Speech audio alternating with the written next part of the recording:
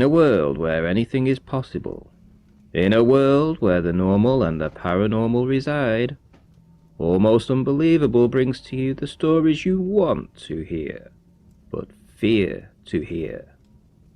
Join us in the pit.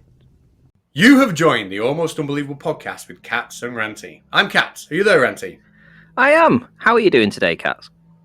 I'm doing really, really well today. I'm looking forward to today's story.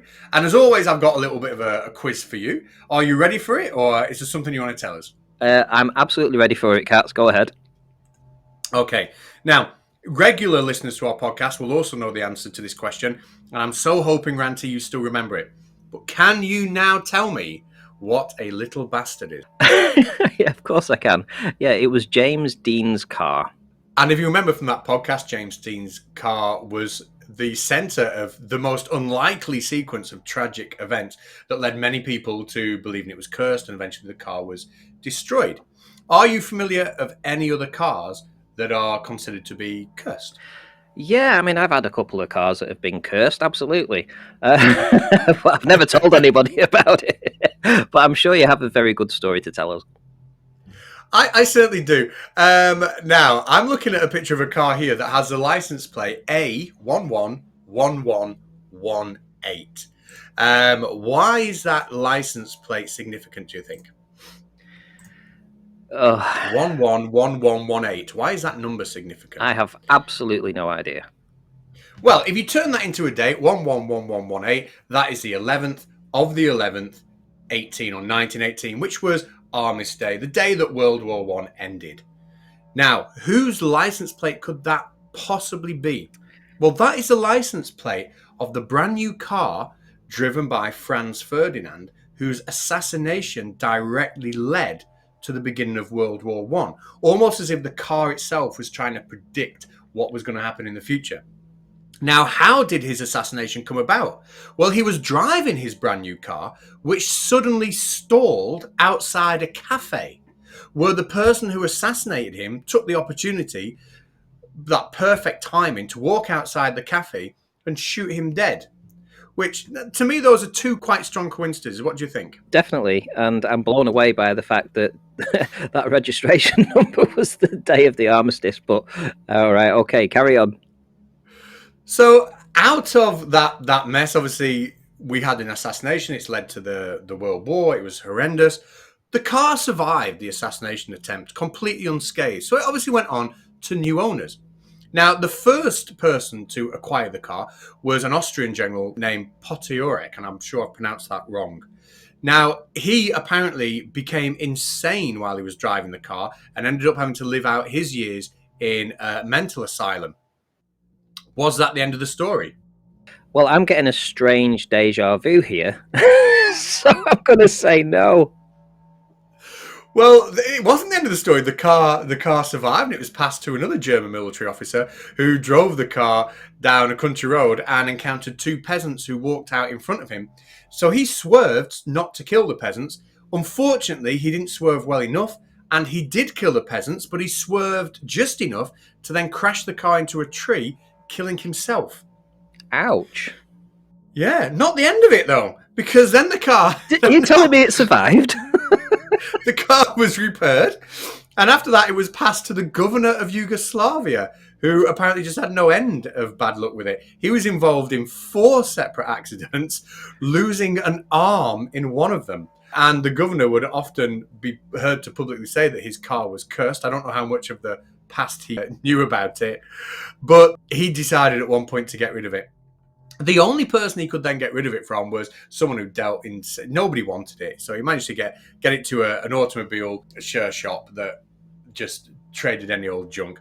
And the next owner there flipped over the car and was crushed to death underneath it. Before it was bought by a Swiss... I can't believe this is still going on. Before it was bought by a Swiss race car driver, who also killed himself by flipping... I don't know why I'm laughing. Killed himself by flipping the car and ended up being crushed underneath it. Now, listen, anyone can Google this. This car is still on show today, and the story doesn't end there. But I feel I'm in danger if I keep talking about the history of this car of people thinking I'm just making this up. So, can cars be cursed? I don't know, but that is one hell of a coincidence. Well, this kind of story reminds me of why you don't like flying, because it's quite possible that these contraptions can definitely be cursed. I mean, James Dean and then this. I mean, this is just too much. It was incredible. Now, the reason I brought that up is because today's guest did bring two stories to the show, but obviously our shows we don't have them too long. So what we're going to do is we're going to take the first story that our guest brought, which was about a car that was under the influence of some sort of demonic spirit, a car and a bike. We're going to take that. We're going to play that in a separate podcast, and we're going to play her second story today, which I think you know more about than I do, Ranty. So I'll let you begin. Yes, so our guest today is called Trucky. Trucky. She likes to be called Trucky or Truck. And she has, as I say, she had two stories. Kat has already told you what we're going to do with the first one, but the second one is something to do with some kind of astral projection, so I believe. But I'm going to let Trucky tell you this story. I'm going to sit back and are you there, Trucky? How are you doing, Trucky? Yes, everybody, good evening, and hello to you, Cats and Ranty, right? Yep. Um, now, this one is I would not say recent, but it's around 2014 or 2015, and I bet you can actually search the building that I will be talking about. And this happened actually in a bustling city in the Philippines, in Makati. There is this particular building that would I'm not really sure, but probably you can leap it or not. But the building is called Insular Life Building. It was built in 1962, and that time I was working in a call center. I was in a BPO center and um, was training to do calls for the graveyard. And the Insular Building is actually where we held our trainings, and the company actually's production area is in a different building, in a more modernized building.